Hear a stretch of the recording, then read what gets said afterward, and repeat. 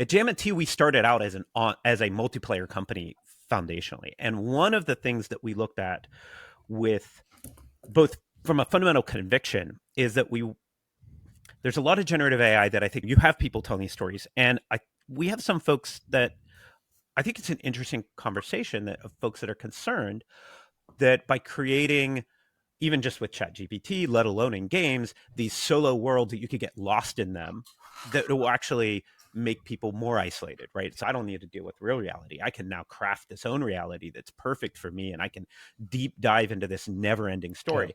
Yeah. But what we were looking at was, again, a lot of the D&D background. How do we jump past that into immediately shared storytelling? The insight for us that we're looking is one of the challenges, going straight back to D&D, is so freedom in games.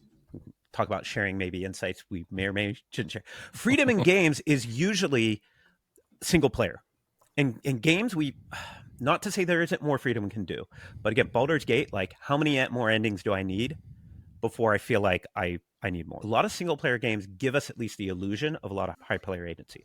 Multiplayer games reduce that agency, right? If I'm in World of Warcraft, only if only one person can take out the Lich King, like that's really cool, right? But all the rest of us, what are we doing? So in a multiplayer game, you can't all be the hero of the ages, Yeah. right? But in D&D you can.